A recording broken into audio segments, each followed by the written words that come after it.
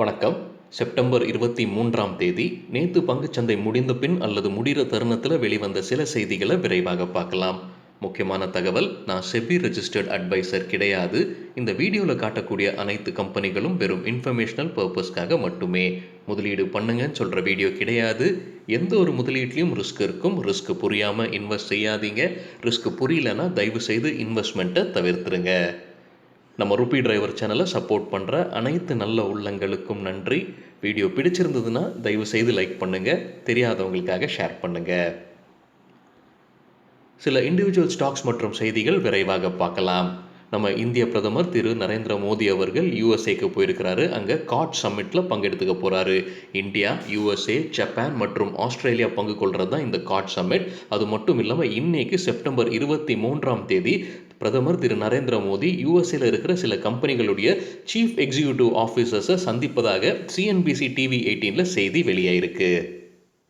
நேற்று G entertainment கலக்கியிருந்தாங்க இன்ட்ராடேயில். நேற்று நம்ம ஒரு செய்தியும் பார்த்துருந்தோம். ஜி என்டர்டெயின்மெண்ட் சோனி பிக்சர்ஸ் இணையிறாங்க. சோனி பிக்சர்ஸ் இந்த இணைப்புக்கு பிறகு மெஜாரிட்டி ஸ்டேக் ஹோல்டர்ஸாக இருப்பாங்கன்னு இப்போ கூடுதல் தகவல் மணி கண்ட்ரோலில் வந்திருப்பது. முன்னே நம்ம ஒரு செய்தி பார்த்துருந்தோம். Invesco group share holder Zee என்டர்டெயின்மெண்ட்டில் புனித் கோயங்காவை எம்டி பதவியிலிருந்து நீக்க வேண்டும்னு சொல்லியிருந்தாங்க.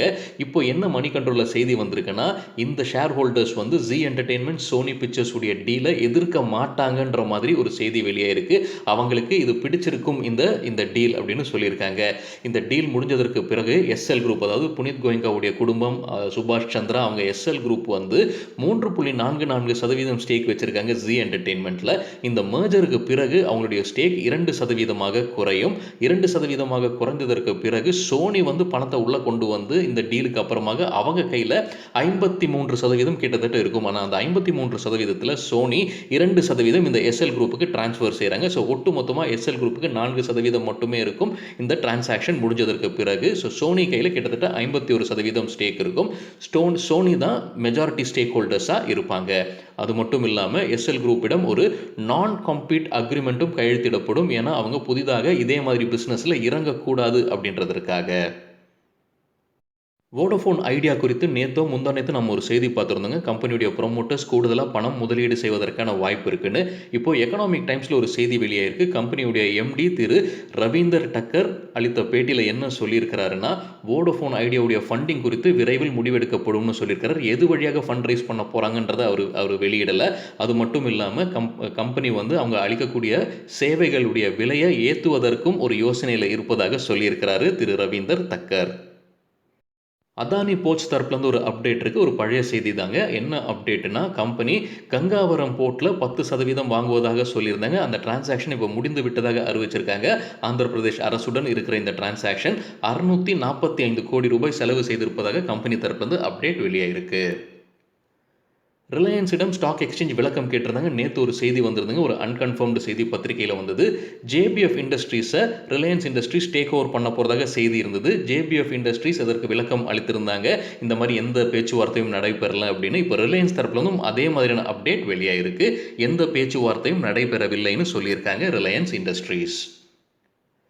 ஜேடிஎல் இன்ஃப்ரா லிமிடெட் தரப்புலேருந்து ஒரு அப்டேட் இருக்குது. ஸ்டாக் ஸ்பிளிட்டுக்கான ரெக்கார்ட் டேட்டை வெளியிட்டிருக்காங்க கம்பெனி. அக்டோபர் 16ஆம் தேதி.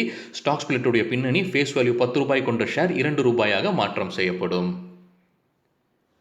ஃபினோலெக்ஸ் கேபிள்ஸ் குறித்து ஒரு செய்தி வெளியே இருக்குங்க. ஸ்டாக் எக்ஸ்சேஞ்ச் விளக்கம் கேட்டிருக்காங்க. ஒரு அன்கன்ஃபர்ம்டு செய்தி பத்திரிகையில் வந்திருக்கு.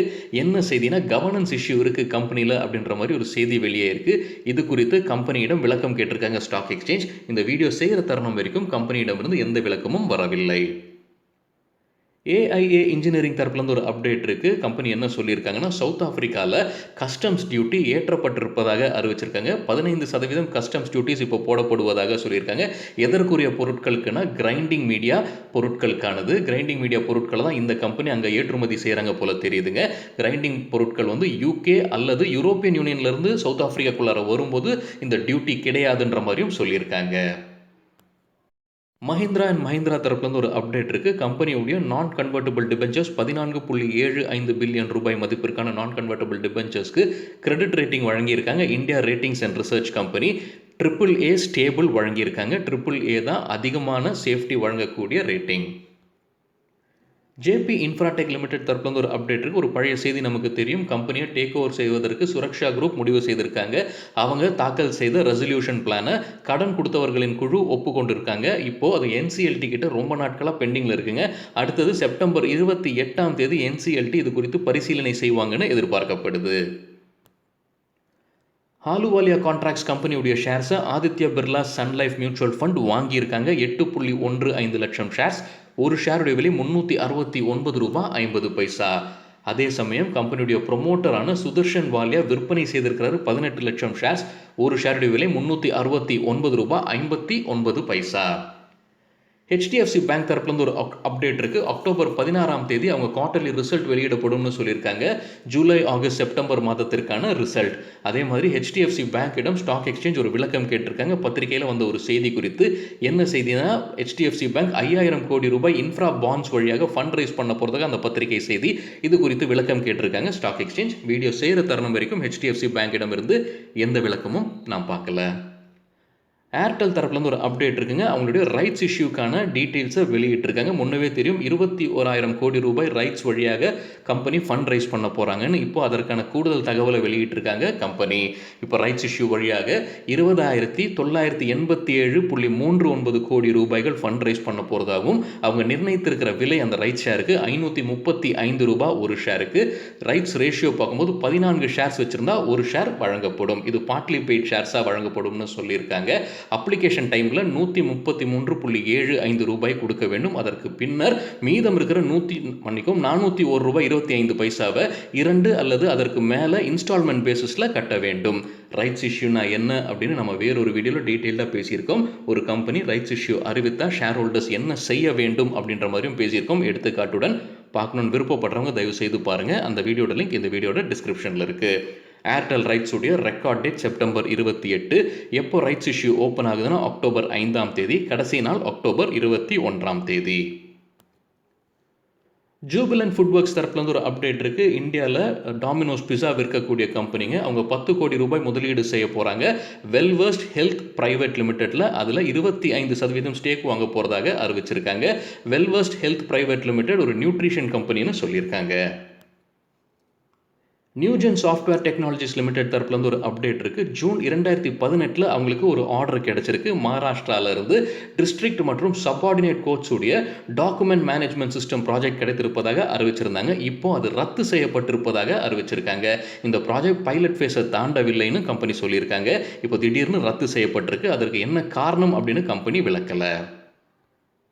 கெய்னர்ஸ் வித் ஹை வால்யூம் பட்டியலை விரைவாக பார்க்கலாம். ஹை வால்யூம்னு எப்படி சொல்கிறோம்னா, நேற்று வால்யூமுடன் கடந்த 10 நாளைக்கான ஆவரேஜ் வால்யூமை கம்பேர் செய்து 100% மேலே இருக்கிற சில ஸ்டாக்ஸ்.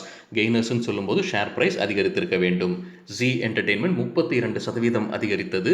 வால்யூம் 132% அதிகரித்தது. விஆர்எல் லாஜிஸ்டிக்ஸ் 19% ஷேர் ப்ரைஸ் உயர்ந்தது. 442% வால்யூம் அதிகரித்தது.